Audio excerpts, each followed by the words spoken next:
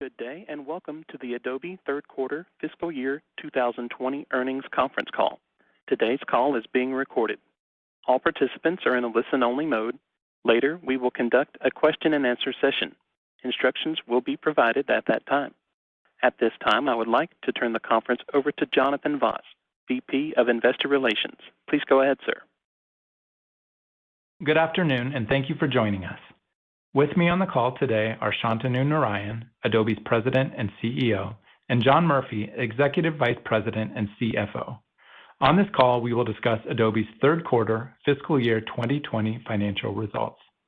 By now, you should have a copy of the press release, which crossed the wire approximately 1 hour ago.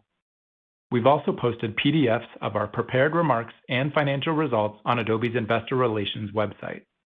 Before we get started, we want to emphasize that some of the information discussed in this call, including our financial targets and product plans, is based on information as of today, September 15th, and contains forward-looking statements that involve risk, uncertainty, and assumptions. Actual results may differ materially from those set forth in these statements. For a discussion of these risks, you should review the forward-looking statements disclosure in our press release we issued today, as well as Adobe's SEC filings. On this call, we will discuss GAAP and non-GAAP financial measures. Reconciliations between the two are available in our earnings release and on Adobe's Investor Relations website. Call participants are advised that the audio of this conference call is being webcast live and is also being recorded for playback purposes. An archive of the webcast will be made available on Adobe's Investor Relations website for approximately 45 days. The call audio and the webcast may not be re-recorded or otherwise reproduced or distributed without Adobe's prior written permission. I will now turn the call over to Shantanu. Thanks, Jonathan. Good afternoon. I hope all of you are safe and taking good care. The ongoing pandemic continues to result in a challenging environment everywhere around the world. People are seeking new ways to communicate, learn, and conduct business virtually. Content creation and consumption are exploding in a world where connecting visually has become even more essential. Students are adapting to learning remotely instead of in a classroom. Entire industries, from media and entertainment to pharma, retail, automotive, and financial services, have had to pivot overnight to digital operations to engage with customers and ensure business continuity. Electronic workflows and signatures are the only way to efficiently complete business transactions. The world has changed in a way that none of us could have foreseen. This reality has created new tailwinds for Adobe. Our mission to change the world through digital experiences has never been more critical. Our strategy of unleashing creativity for all, accelerating document productivity, and powering digital businesses is more relevant than ever and driving our strong performance across every geography and audience. Adobe had an outstanding third quarter. We saw strength across Creative Cloud, Document Cloud, and Experience Cloud. We achieved $3.23 billion in revenue in Q3, representing 14% year-over-year growth. GAAP earnings per share for the quarter was $1.97, representing 22% year-over-year growth, and non-GAAP earnings per share was $2.57, representing 25% year-over-year growth. In our digital media business, we drove strong revenue growth in both Creative Cloud and Document Cloud in Q3, achieving $2.34 billion in revenue, representing 19% year-over-year growth. Net new digital media annualized recurring revenue, or ARR, was $458 million, and total digital media ARR exiting Q3 grew to $9.63 billion. We believe that everyone has a story to tell, and our goal is to give all creators, from students to social media influencers, business communicators, and creative professionals, the ability to create and amplify their stories. Creation and consumption across phones, tablets, and desktops is exploding. Web content, mobile application creation, imaging, video, animation, screen design, AR, and 3D are all surging in this new era of digital storytelling and business transformation. Enabling the capture, authoring, and collaboration across each of these categories and inspiring our global communities, Creative Cloud is driving this massive content revolution. Q3 Creative Cloud performance was outstanding, with net new Creative Cloud ARR of $360 million and revenue of $1.96 billion. Driving our Q3 Creative Cloud performance was record traffic to Adobe.com, our acquisition engine, using proprietary models for attribution and optimization. Strength in our Creative Cloud single app and complete offerings across all geographies. Growth in our creative mobile apps, delivering discrete revenue as well as a funnel to our multi-surface Creative Cloud offerings. Improvement in retention, driven by increased engagement and product usage among individuals, teams, and enterprises. Outstanding performance in the imaging and video categories with Photoshop, Lightroom, and Premiere Pro, and strong performance in the education segment across students, educators, and institutions. Adobe Max, the world's largest creativity conference, will be hosted virtually in October. In addition to showcasing exciting new Creative Cloud products and services, our programming includes 56 hours of around-the-world content and features incredible creators like actor Keanu Reeves, photographer Annie Leibovitz, and award-winning filmmaker Ava DuVernay. We expect a record turnout and are thrilled to already have over 200,000 registrations. With Adobe Document Cloud, we've reinvented how people create, edit, share, and sign digital documents with Acrobat and PDF. While digital documents have always helped small, mid-size, and large businesses realize productivity and efficiency gains, they have now become central to businesses operating remotely. Supported with a rich set of APIs, Adobe Document Cloud enables seamless workflows and collaboration across devices. Q3 Document Cloud performance was exceptional, with net new Document Cloud ARR of $98 million and record revenue of $375 million. Q3 highlights included strong growth in gross new ARR coming from the Adobe Reader funnel, significant gains in Acrobat Web monthly average use, Acrobat mobile installs up 33% year to date, significant momentum with Adobe Sign, including our announcement to pursue FedRAMP moderate status, key customer wins including Citi, PwC, Pepsi, HSBC, Merkle, and J-Power, and the release of the Adobe Document Cloud Resource Hub for Education, a one-stop destination outlining how Document Cloud can assist with remote learning. The shelter-in-place requirements instituted across the globe created a heightened sense of urgency among all companies to accelerate their digital transformation.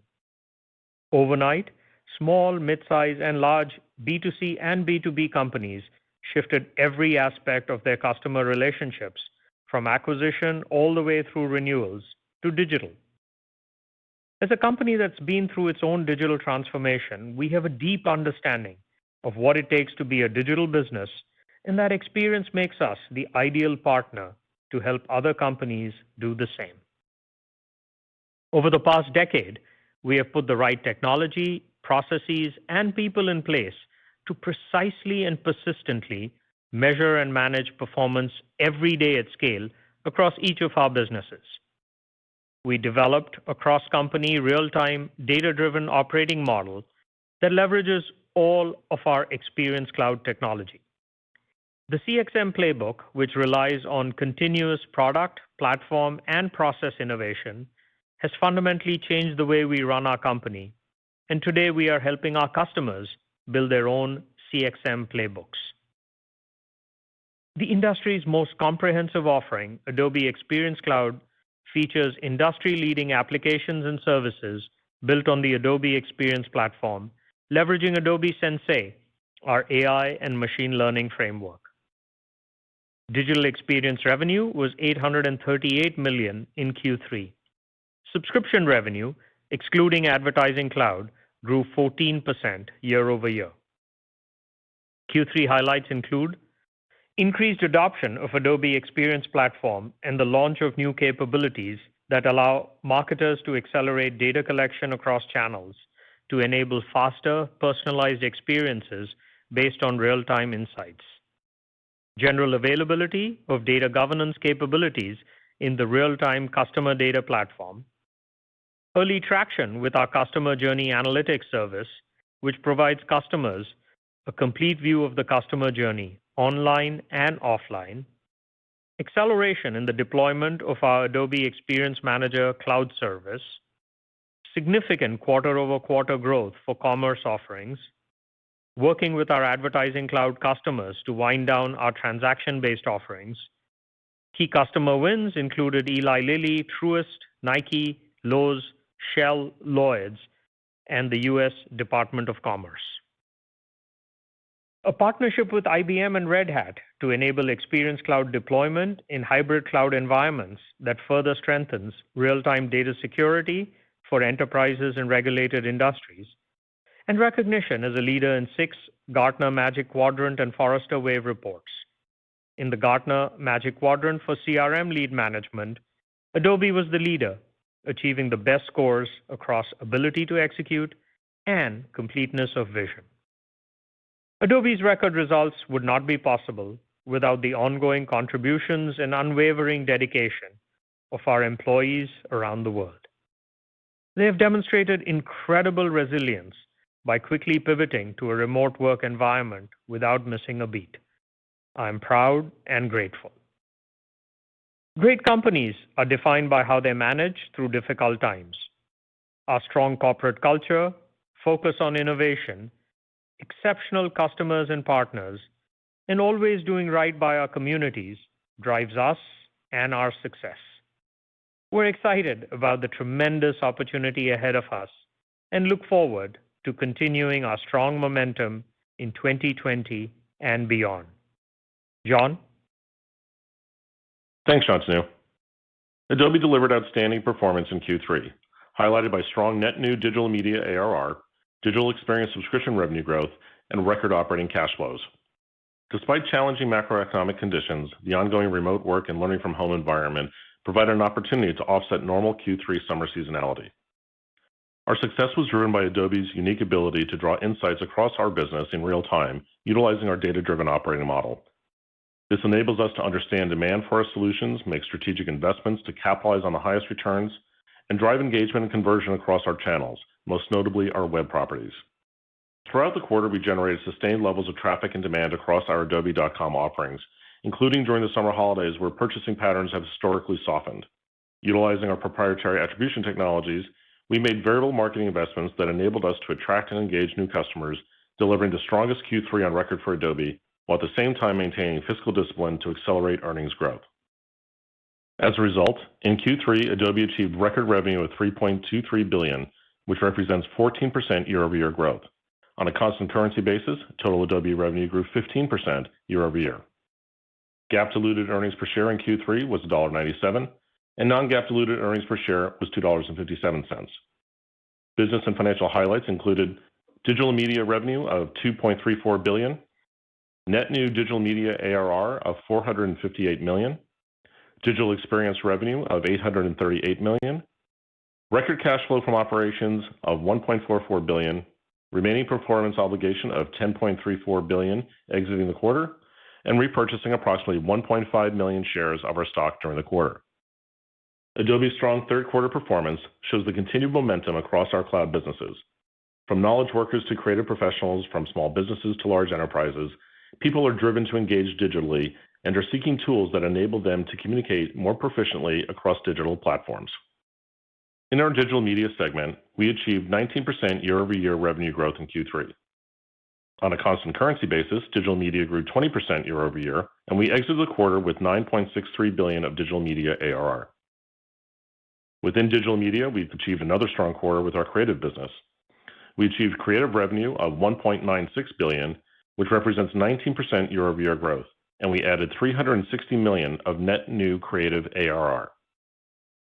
Our creative growth in Q3 was driven by investing to acquire new customers across all geographies and segments, continuing our relentless focus on engagement to drive retention and renewal of existing customers, successfully closing enterprise term licenses with educational institutions, as well as growing our education business through individual subscriptions by students, driving awareness and licensing of our professional video products, focusing on converting free mobile app users to paid mobile subscriptions, including strong growth in Lightroom Mobile, and utilizing insights from our data-driven operating model to run targeted campaigns and promotions. Adobe Document Cloud delivered another quarter of strong revenue growth. We achieved Document Cloud revenue of $375 million, which represents 22% year-over-year growth, and we added a record $98 million of net new Document Cloud ARR. As with our creative business, Document Cloud is benefiting from the changing nature of work and the continued importance of digital document solutions as individuals, enterprises, and governments look to pivot away from paper-based dependencies to digital workflows. Our Document Cloud growth in Q3 was driven by investing and driving awareness in our Acrobat web business, continuing to build momentum with our mobile monetization efforts with Acrobat Reader, increasing demand for Acrobat subscriptions across all geos, and building, progressing, and closing pipeline for our enterprise offerings, with particular strength in Adobe Sign, which grew enterprise bookings more than 200% year over year. While we saw some recovery in the SMB segment during Q3 across digital media, smaller businesses continue to be impacted by the macroeconomic environment. We expect this to continue to impact our team offering across the reseller channel and on Adobe.com. Turning to our digital experience segment, in Q3 we achieved revenue of $838 million, which represents 2% year-over-year growth. Digital experience subscription revenue was $729 million, representing 7% year-over-year growth. Excluding Advertising Cloud, digital experience subscription revenue grew 14% year-over-year.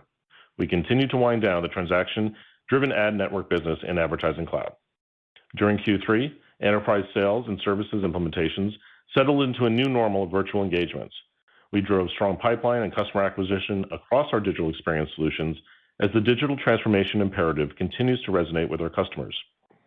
We saw acceleration of our commerce business, and we drove increased adoption of our AEM Cloud service and Adobe Experience Platform, which we expect to be growth drivers over the next decade. We saw particular strength with the number of transactions greater than 1 million in new annual subscription value that we closed in the quarter. While enterprises and small businesses continue to be impacted by the macroeconomic environment, spending in customer experience management is reemerging as the primary imperative to enable businesses to engage with their customers and ignite growth. Overall, while our focus is on investing for profitable growth, particularly in research and development, we drove significant savings from travel and entertainment and facilities operations as our employees work from home. After ensuring that our current resources are focused on the key priorities, we expect to ramp our hiring in Q4 and FY21 to capitalize on our large addressable markets. From a quarter-over-quarter currency perspective, FX increased revenue by $15 million. Net of impacts from hedging, the sequential currency increase to revenue was $10 million. From a year-over-year currency perspective, FX decreased revenue by $14 million. Net of impacts from hedging, the year-over-year currency decrease to revenue was $25 million. Adobe's effective tax rate in Q3 was 10% on both a GAAP and a non-GAAP basis, in line with our targets. Our trade DSO is 37 days, which compares to 44 days in the year-ago quarter and 40 days last quarter. Remaining performance obligation, or RPO, grew by 18% year-over-year to $10.34 billion exiting Q3 and grew sequentially by 4% quarter-over-quarter. Deferred revenue exiting the quarter was $3.45 billion. As I mentioned last quarter, our Adobe.com offerings, typically billed monthly, are reported as unbilled backlog, whereas channel offerings billed annually upfront are reported as deferred revenue. The strength in acquisition on Adobe.com during the quarter continues to drive a mix shift from deferred revenue to unbilled backlog. Our ending cash and short-term investment position exiting Q3 was $5.26 billion, and cash flows from operations in Q3 were a record $1.44 billion. In Q3, we repurchased approximately 1.5 million shares at a cost of $617 million. We currently have $2.9 billion remaining of our $8 billion repurchase authority granted in May 2018, which goes through 2021. For Q4, Factoring current macroeconomic conditions, typical year-end seasonal strength, and the strategic shift related to our advertising cloud business, we are targeting total Adobe revenue of approximately $3.35 billion, digital media segment year-over-year revenue growth of approximately 18%, net new digital media ARR of approximately $540 million, digital experience segment revenue approximately flat year-over-year, digital experience subscription revenue growing approximately 1% year-over-year, or 12% when excluding advertising cloud revenue. Tax rate of approximately minus 90% on a GAAP basis and 10% on a non-GAAP basis. Share count of approximately 485 million shares, GAAP earnings per share of approximately $4.29, and non-GAAP earnings per share of approximately $2.64. The GAAP tax rate is benefiting from planned changes to optimize our international structure in Q4 to better align ownership of certain intellectual property rights with how our business operates, as we discussed during our Q1 call earlier this year. In summary, we expect a strong Q4 to conclude another year of record revenues and earnings for Adobe. Through these times, the resilience of our employees and our business model have been evident. As our market-leading solutions continue to resonate with individuals and enterprises across the globe, we remain excited about the growth opportunities ahead. Back to you, Jonathan. Thanks, John. As we announced earlier this year, Adobe Max, our annual creativity conference, will be an online event this October. Information about the event can be found at max.adobe.com. Today, we also announced that Adobe will host its fourth quarter and fiscal year 2020 earnings conference call and financial analyst meeting online on December 10th, where we will provide an overview of the company's strategy and financial targets for fiscal year 2021. Invitations will be sent to our analyst and investor list in the coming weeks. If you wish to listen to a playback of today's conference call, a webcast archive will be available on Adobe's IR site later today. You can also listen to a phone replay by calling the number shown above. The phone playback service will be available beginning at 5 p.m. Pacific Time today and ending at 5 p.m. Pacific Time on September 22nd. We would now be happy to take your questions, and we ask that you limit your questions to one per person. Operator? Thank you. If you would like to ask a question, please signal by pressing star 1 on your telephone keypad. If you are using a speakerphone, please make sure your mute function is turned off to allow your signal to reach our equipment. Again, press star 1 to ask a question, and remember to limit yourself to one question per person. We'll take our first question from Kirk Materne with Evercore ISI. Yes, thanks very much, and congrats on the quarter. Shantanu, I was hoping maybe we could start with or my question's actually just going to be around the Experience Cloud business. Obviously, you guys are divesting the advertising cloud part of that, but just in terms of the commentary, it seems like the pipeline's building nicely. RPO was up nicely in the quarter, yet revenue guidance for next quarter is down a little bit. I was wondering if you just square that up, because it sounds like your enthusiasm for that opportunity still remains very high, but I think some people might be wondering, why maybe is revenue not sort of matching up with that. Thanks. Sure, happy to. And as you pointed out, Kirk, firstly, digital transformation is a massive addressable opportunity, and it's clear that we are the leaders. We had a great quarter.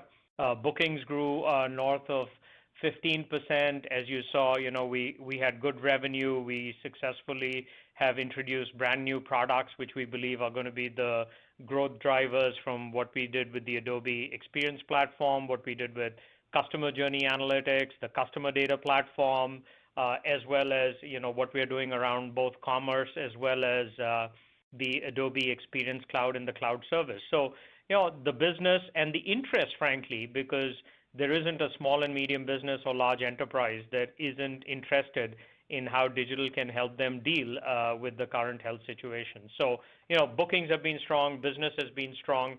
I think as it relates to revenue, you have to continue to think about the wind down of the advertising cloud business, which continues to happen. We expect bookings to be strong. And then the other issue for us is really, as the macroeconomic environment, you think about the spending patterns. But net for us, we thought the business did really well. It was a great rebound from what we had expected in Q2, which was both on the consulting side as well as on the net ASV. We thought it would be slightly slow. So we're really excited, and we're in the sweet spot of what is clearly a growth business. Thanks, Shantanu. Thank you. We'll take our next question from Saket Kalia with Barclays Capital. Hey guys, thanks for taking my question here. Shantanu, maybe just to stay on the digital experience business, zooming out a little bit strategically, I think Anil Chakraborty is still getting settled in as leader of the DX business and field operations. I guess the question is, what are some of his objectives, particularly in the DX business, that you're most excited about for next year? Well, Saket, first, I will say this, his has been the fastest ramp that I have seen of any executive that we've got. So he is doing an absolutely fantastic job and a great addition to what you know is already a very strong management team that I'm blessed with at Adobe. Maybe I would say three things. The first is on the product side, he's really got his hands around the platform and the innovation associated with the platform, the delivery of customer journey analytics. We had a great quarter with the Adobe Experience Platform and a number of customers adopting it. What we are doing around CDP and the real-time nature of what we can do there, as well as intelligent services that are leveraging, Adobe Sensei. So on the product and innovation, making sure that we have this platform, that we integrate all our products, he's really added a lot of value there. But that will continue to be the area where I think we can completely differentiate ourselves relative to anybody else, because while others are talking about providing this unified profile, as you know, we have tens of billions of profiles already in Adobe Experience Platform.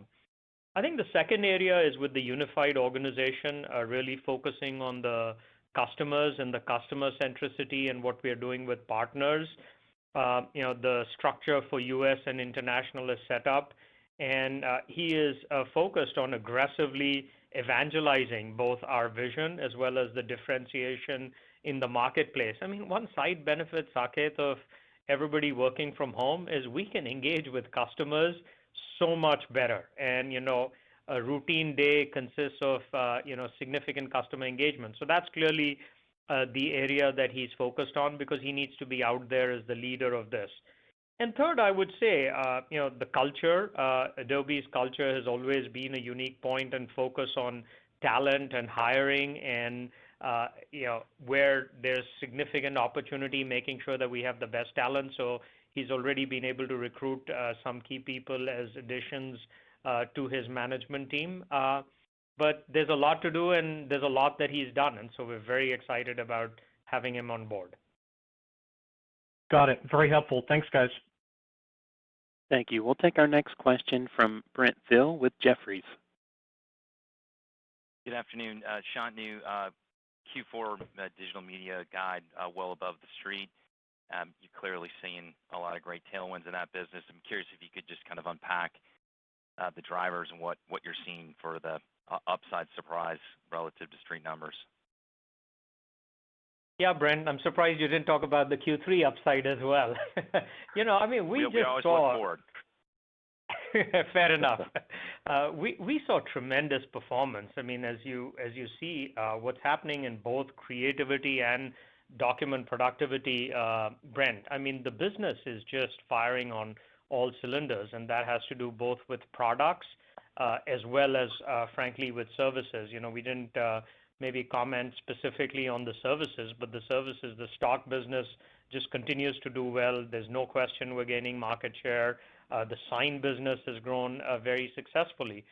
But if you continue to think about, I think, what's driving that business, the first is we sharpened our focus on usage and engagement, and the usage and engagement that we did really helped improve retention rates back to the pre-COVID levels. So that focus will just continue. We have a very large book of business.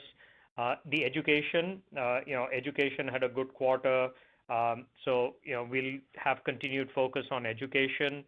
Individual apps, we talked about Lightroom, Photoshop, and Premiere Pro as areas where there is a lot of interest in our business.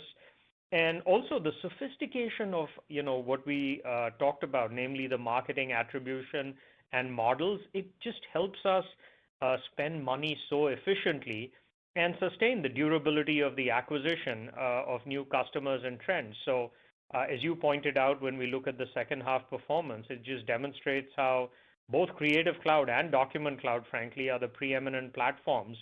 And, we should continue to see good strength from our Q3 back into Q4. So we're excited. Thank you. We'll take our next question from Kash Rangan with Bank of America. Nice to go right after Brent here. Thank you so much, and congratulations on your quarter. Shantanu, you talked about how the pandemic has actually resulted in better customer engagement. But as we come out of the pandemic, if there's ever such a thing called coming out of this pandemic and we got a vaccine, how does the business perform? And do you feel that this actually lengthens the cycle for digital transformation? Or do you think we could be in a pocket, a bit of a halo effect where things get pulled in a little bit because we've got all this time to do more work, and then there's a bit of a catch-up, and then, of course, the longer-term secular trajectory for digital transformation is unchanged. But how are we to think about whether the environment is actually unusually supportive of your results, not only your results, but other software companies too, that we might get a bit of a pullback if we enter into a normal economy mode? Sorry to word it that way, but just curious to get your thoughts. Thank you. Yeah, Kash, we've been talking about the trends that are going to be tailwinds across each of our businesses, whether it was creativity, document productivity, or specifically to your question, digital transformation. And the genie is not going to go back in the bottle. I mean, we've certainly seen, as you point out, an inflection in the business as it relates to the demand in digital transformation. But my perspective on this business is it's just going to gain importance. I think, as the macroeconomic environment improves, the spending will actually open up, in terms of what people spend. And we've been touching on customer experience management as an imperative and a priority for enterprise spend for a while.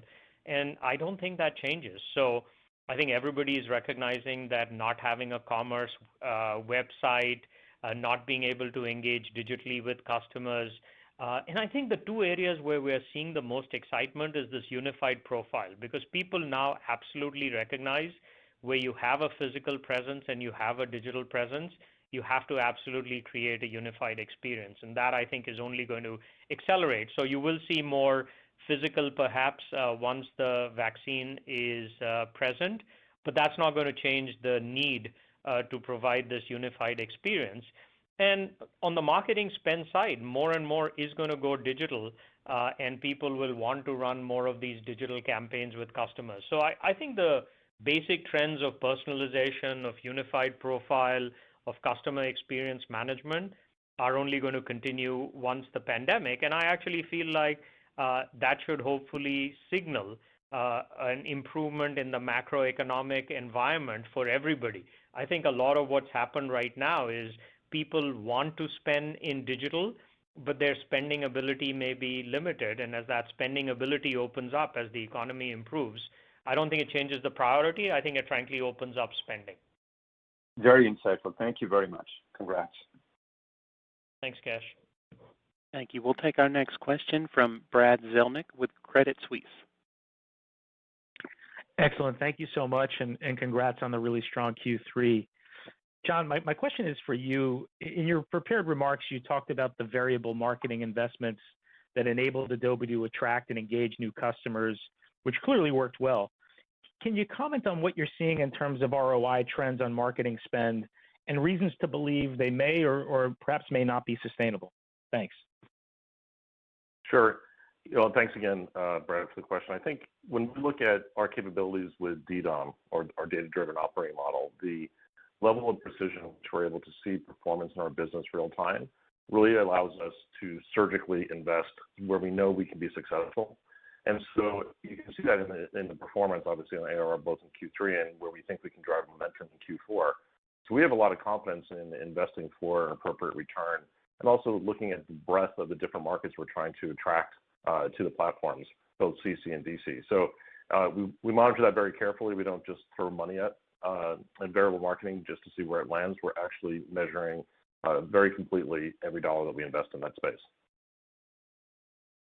And Brad, maybe if I were Okay, to thank add just a little bit on top of that, what you have to do is, again, harken back to what we said as the overall addressable market opportunity for all of our businesses. And, on the Creative and Document Cloud, as we talk about a greater than $30 billion addressable opportunity, this sophistication just helps us target all those people with more efficiency. And as John said, the constant changing nature of where that marketing goes, we definitely view that as a differentiation for us in terms of what product, what service, what geography, across what channel.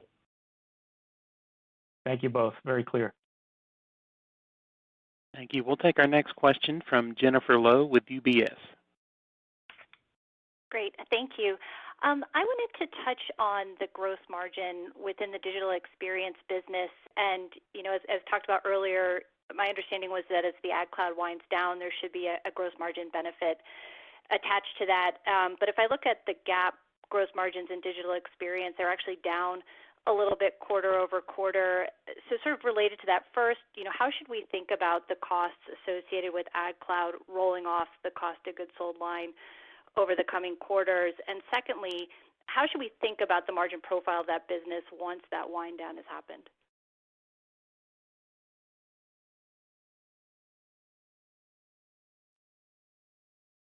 I can add, and then Jennifer, John, certainly feel free. I mean, overall on that business, I think there was a slight performance in what we saw in the ad cloud revenue in the quarter, so that might account for what you are referring to.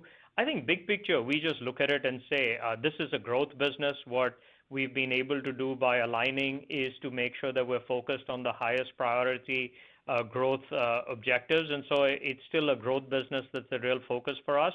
But as it relates to the overall margins, I mean, the company performed exceedingly well. I would argue maybe we were a little conservative, frankly, because we were unclear of the macroeconomic environment in terms of hiring. But we are certainly going to be opening up the hiring and research and development to continue to differentiate ourselves. And on the digital experience, now that we've consolidated the organization, we've eliminated all the inefficiencies, we've made the strategic change on advertising cloud. Now we feel like it's all going to be profitable growth as we invest in the digital experience business. Thank you. That's right, Shantanu. Quarter to quarter, it's really partly the overperformance in ad cloud as we had been transparent with our customers. We helped them transition to other services, but we also helped them run campaigns that were scheduled. In addition, the volume of activity across our other products did actually increase some of our cloud costs or third-party cloud costs. So that's something that we are monitoring very closely so that we can leverage the volume and negotiate our contracts appropriately and drive efficiencies across our cloud spend. Great. Thank you. Thank you. We'll take our next question from Jay Vleeschhouwer with Griffin Securities. Thank you. Good evening.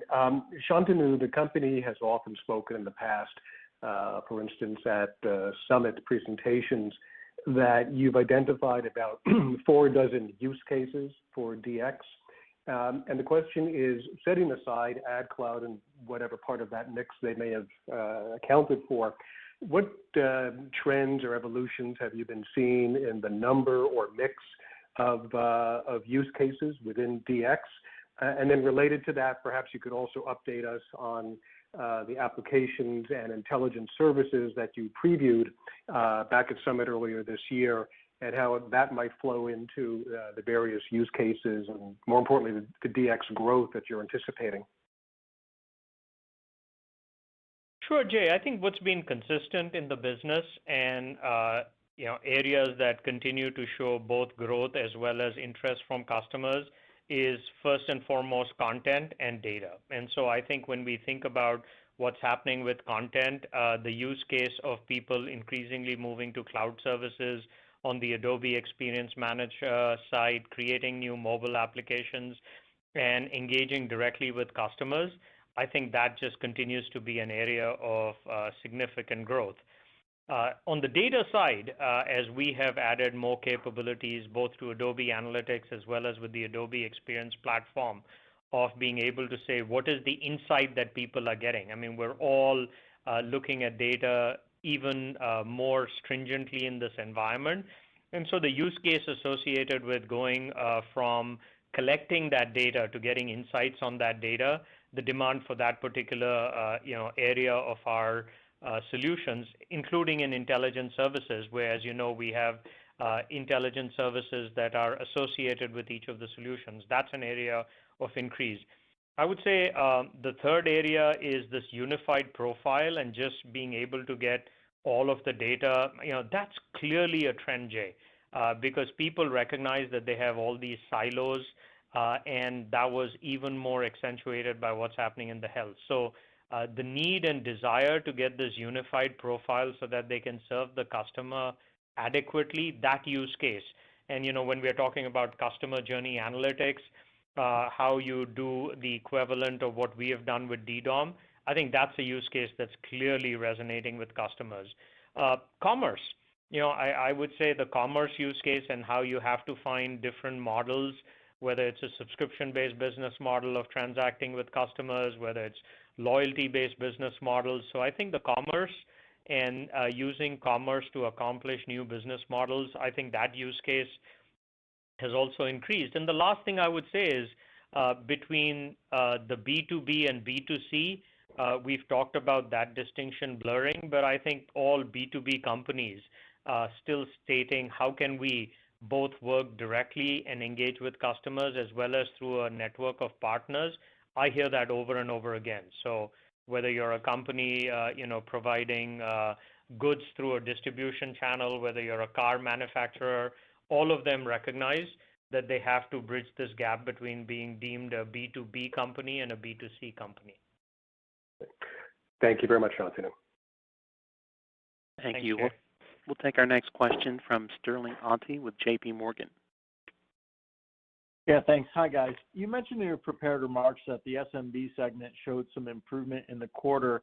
Can you just give us maybe some, from a high level, how much exposure does the business have at this point to SMB and even into that prosumer area where maybe some of the stimulus being talked about would have a bigger impact?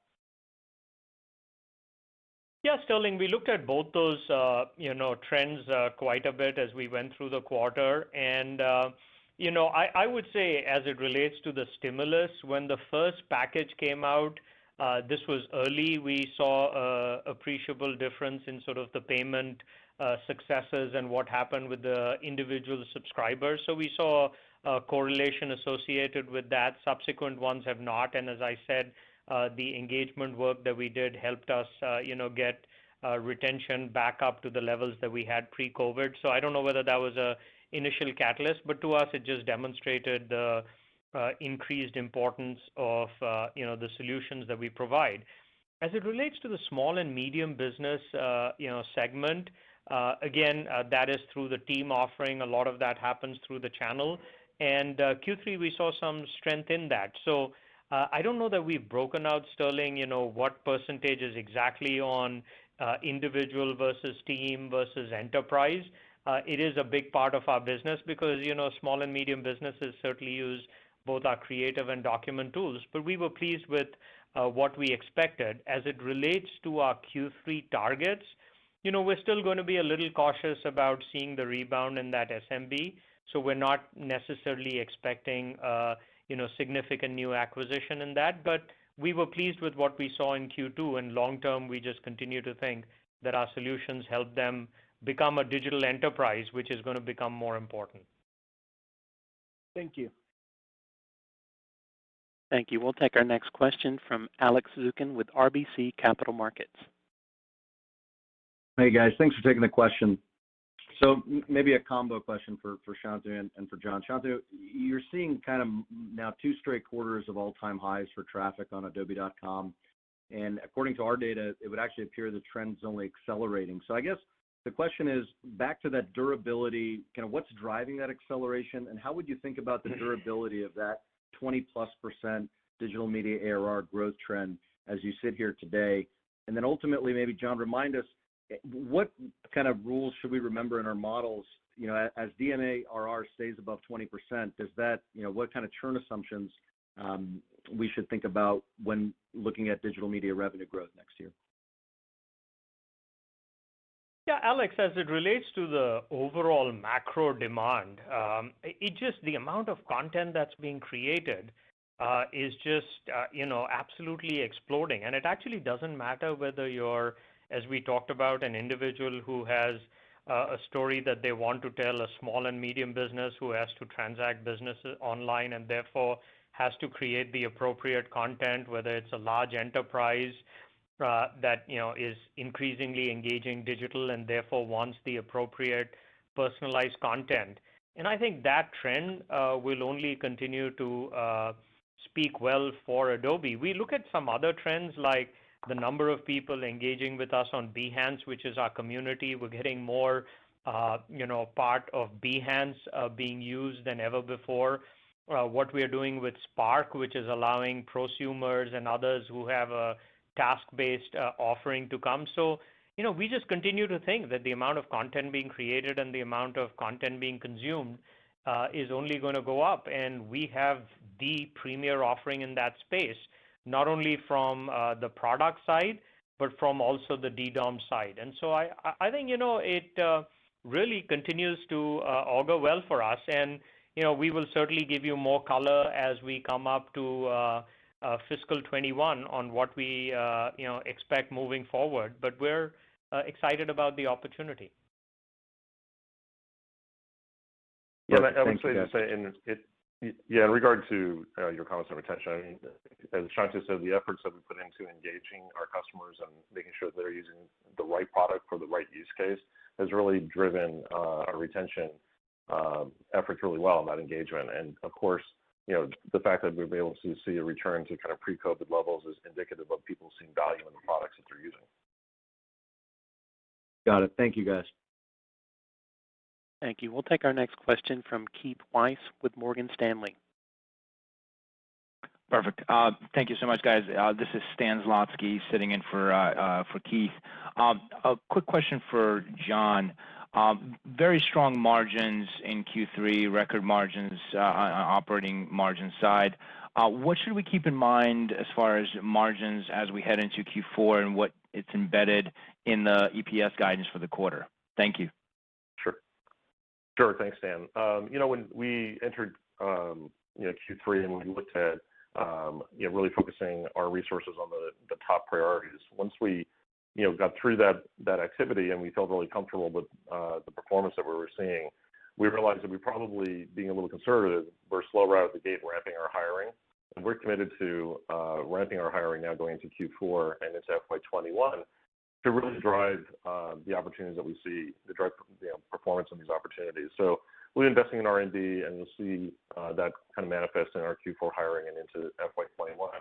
We do believe that some of the other OpEx savings that we've had, one-time savings around travel and facilities and in-person events, are going to change as we start to reopen our offices when it's safe. And so we don't expect the lack of spending in those areas in Q3 to be sustainable going forward. So that is something to consider when you look at the operating margin performance in Q3. Perfect. Thank you so much. You bet. Thank you. We'll take our next question from Walter Pritchard with Citi.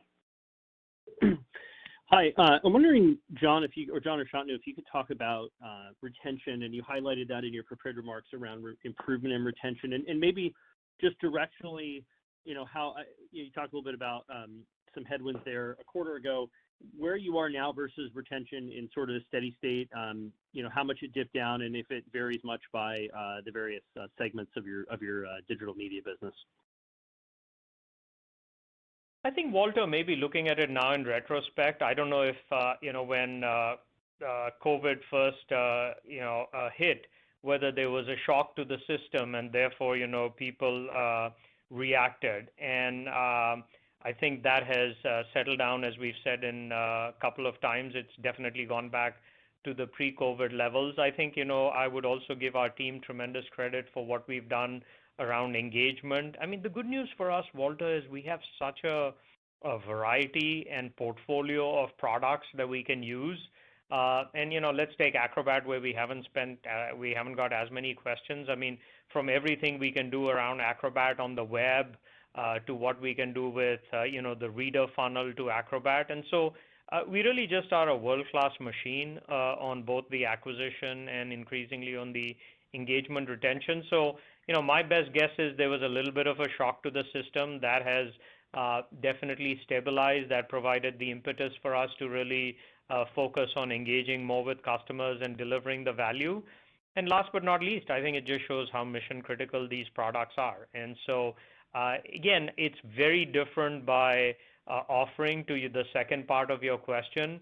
But, within enterprises, within creative pros, we just continue to see really good retention and really good acquisition.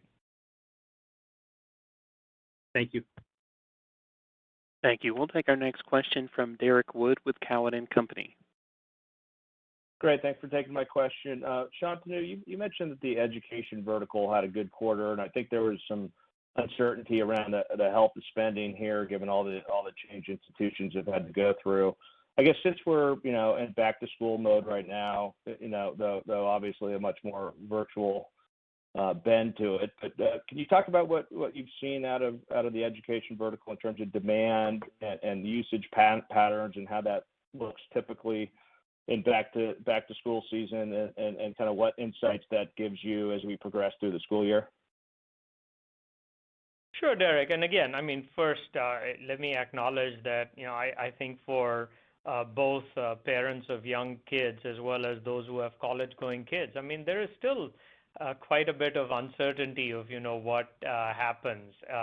But as it relates to the strength, we saw strength both in terms of students, educators, as well as in institutions. And so, we saw strength across the board. Part of what I would attribute that to is when it first struck and everybody was from home, if you have a young kid or a college-going kid, you want to continue to invest in making sure that they have access to the best software. I think we did a good job of provisioning Creative Cloud and ensuring that they have access to Creative Cloud. And then we pretty actively went out with our field organization, both in terms of licensing products as well as the enterprise site licenses that you can have for institutions to demonstrate it. And the last thing I would say is we are seeing more and more curricula in these institutions also add so much more on creativity as part of their curricula. So I think that's a trend that is also helping our business. Great, thanks. Thank you. We'll take our next question from Ken Wong with Guggenheim Securities.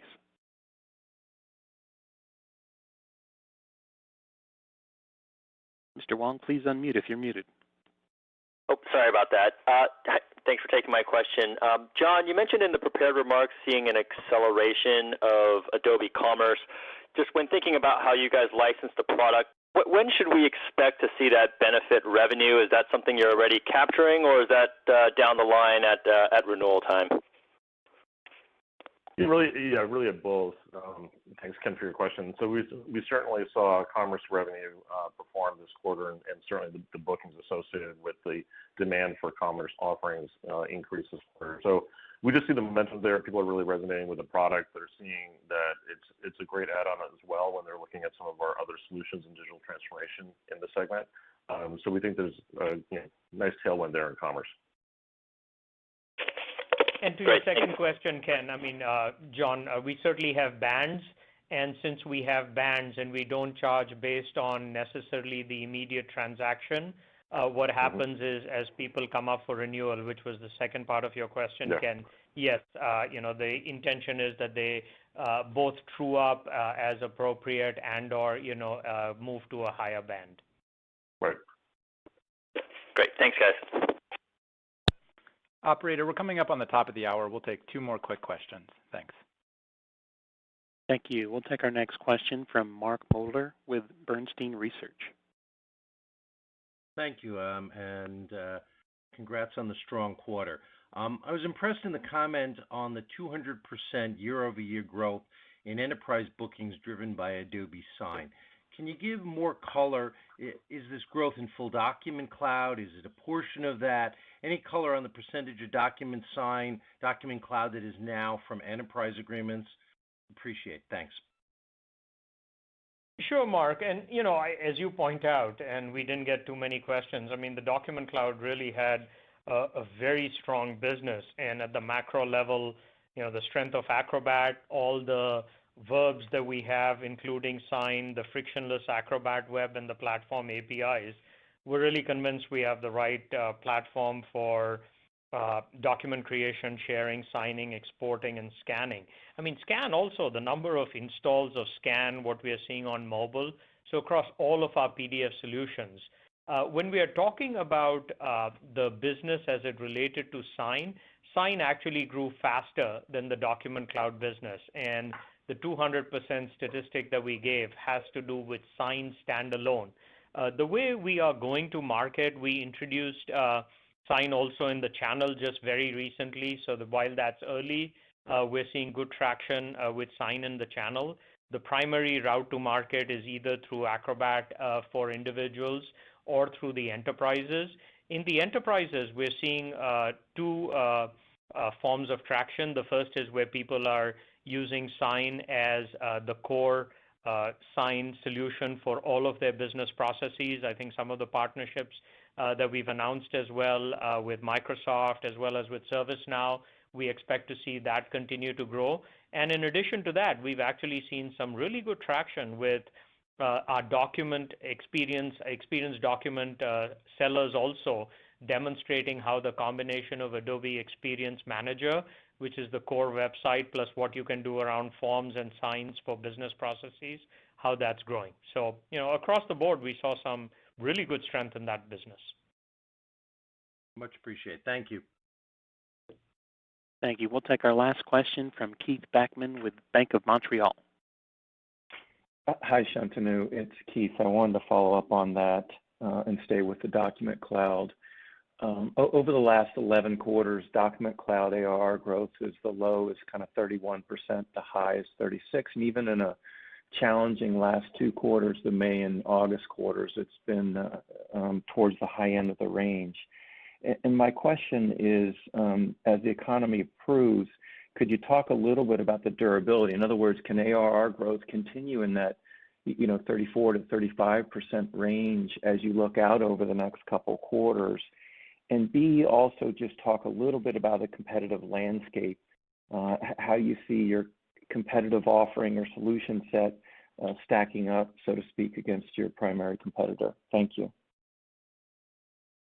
Sure, Keith. I mean, first, as it relates to the sustainability and durability of the Document Cloud business, it wasn't an accident that at our last analyst meeting, we talked about Document Cloud being a separate, huge standalone opportunity and accelerating document productivity. That's why we spend as much time as we have on that. Traditionally, people, Keith, used to talk about the business moving from perpetual to subscription. It has, so far exceeded all of that opportunity to really focus on creating brand new customer acquisition. The web as a funnel represents a huge growth opportunity for us. I've talked also about when you think about what's happening with organic searches and the ability for people to want to share information and how that's going to be a driver of the funnel. We're excited about the API economy and what we can do to make sure that any PDF that's created anywhere or any PDF that's scanned or signed, that it uses Adobe technology. And so, at the end of the day, we just look at what we have with documents and the fact that we have PDF and the fact that we have reader ubiquity as a completely differentiated solution with respect to anybody else. And this business is such a large opportunity. This is not a zero-sum game. This is something that, we just continue to believe is going to fuel our business for a long time. But we frankly think we're in the catbird seat and we have the, best combined offering. We have great partnerships in the space. We're innovating so much on mobile, what we've done with, this feature that we call liquid mode with AI to be able to make PDFs responsive. And so, I think while the pandemic, to the question that somebody else also asked, has perhaps accelerated this movement towards electronic documents, I don't think people are going to go back because they all see the benefits and the efficiencies of being documents. So that's how we think about that business, and we'll certainly be happy to share a lot more, at our earnings call. Since that was the last question, I do hope, Keith, that both you as well as others will attend MAX because we do intend to unveil the next, generation of creative innovation at MAX. As I said, we have over 200,000 people already. But net, I would say Q3 was an outstanding quarter. I feel really good about the strategy that we have and the contributions of our employees who have executed incredibly well in what is truly a difficult environment. We all believe that digital is going to be mission critical. It's going to be a driver of the economy globally, and between creative, document, and enterprise, we have three large markets that are growth markets where our innovation agenda is stronger. I will say we're really pleased with how we rallied around reprioritizing to get the most critical initiatives to proceed with the right urgency. And as John mentioned, we feel very well positioned to invest in growth initiatives that will continue to drive what we aspire to be, which is a growth company that also delivers great profitability. But stay safe, stay healthy. We really appreciate all of you joining us today, and we look forward to seeing you at MAX. Over to you, Jonathan. This concludes the call. Thanks, everyone.